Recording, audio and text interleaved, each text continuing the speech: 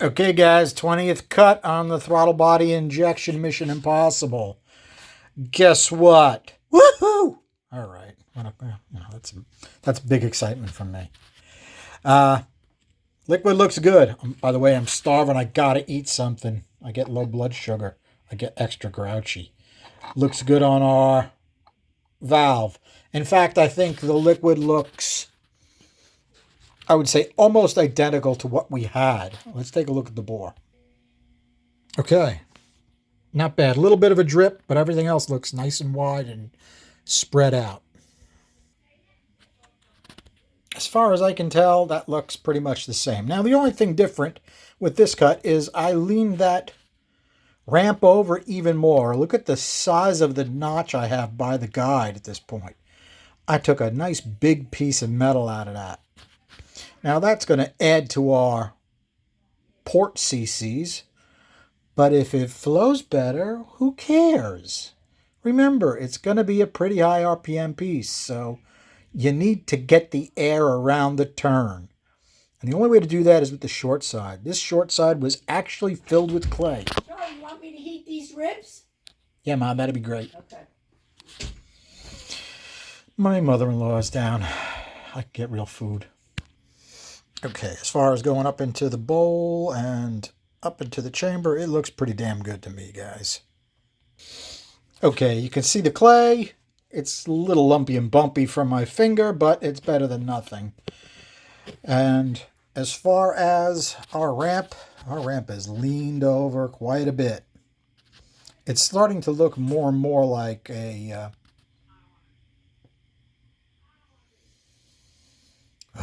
sorry, guys. More and more like an LS head with that ramp in there. That ramp was in there for a reason, guys. It was actually a modified swirl port setup. And it does work. It makes power if it's done right. Now, is this done right? I don't know.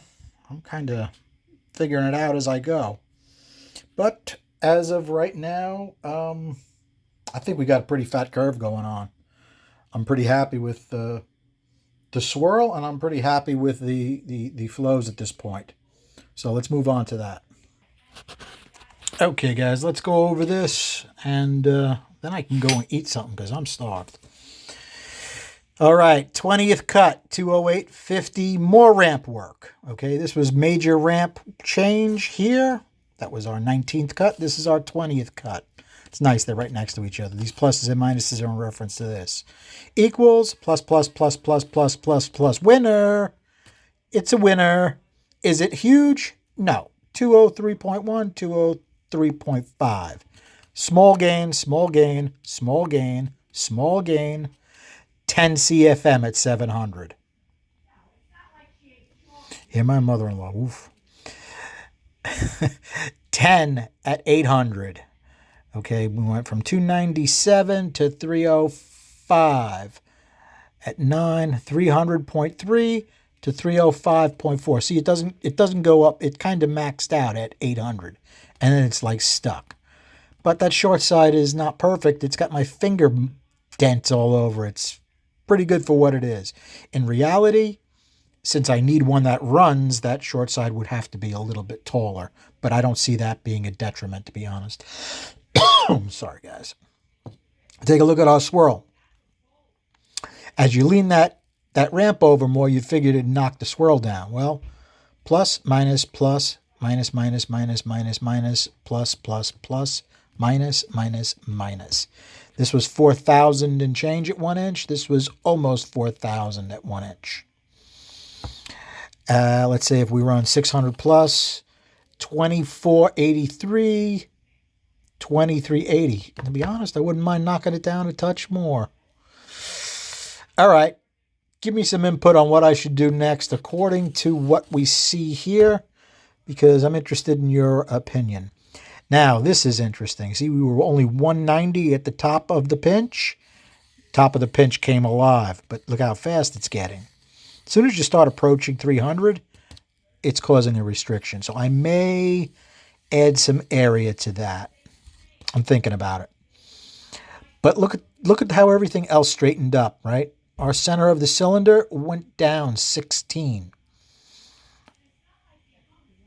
The cylinder wall roof went up. So they're more even. It's working better. It's a happier port. Take a look at our short side. Down, plus, but only +1. And it's now 306 instead of 290. Look how close they are. The whole port's working better. The whole port is working better and it's happier. We've got a good liquid dispersal. I'm getting relatively happy. I mean, you know, as happy as I can get. And I think this is going to work. I think this is going to make some power. If, you know, Stevie gets Mike Jones to cut us a custom cam, I'm pretty sure he'll be able to do something with that. I do have to go in and I think I'm going to take this cylinder. Hey, Thank you, Mom. Dinner's ready, guys. I'm going to have to move this along. I'm going to cut that 1.6 for a 1.55, 50, and send it. We'll send it with the port basically exactly the way it's cut right now. And then I have plenty of metal. I can cut it for a bigger exhaust port. And if I do a little more work to this, we may be able to squeak that 300 a little closer to 600-inch lift. And at that point, I'm thinking we got a pretty solid combination. All right, guys. It's going to have to be a short one because my tummy's grumbling. Okay, I just want to show you a little bit different view of this. Oh, you know what I need to do? I need to flip this over. I have two other views I have to show you. Okay, you can see it's getting radical now. I mean, look at how wide we've got that short side. Literally, the short side is almost as wide as a standard port. Almost. Okay, so that's making a difference. We're getting a lot of air around the short side, but we still have plenty going around the helix to give it a kick. Now, I know what else I have to show you. Just give me a sec. All right, guys, I haven't showed you this view, but that is... Obviously, we moved it way over when we cut the bolt hole on our left, but we've moved it over on the right a huge amount. As of right now, the Sonic can't even read through it. There's tons of metal there. I almost get the feeling they took like a standard port geometry and just literally filled it in with iron for the ramp. We'll know more when we cut it apart. But this is working the way it is. And I'm still having a good time with this, guys. I'm glad you're hanging out and enjoying it.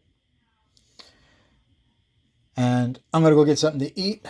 Thanks for hanging out. Have a good night.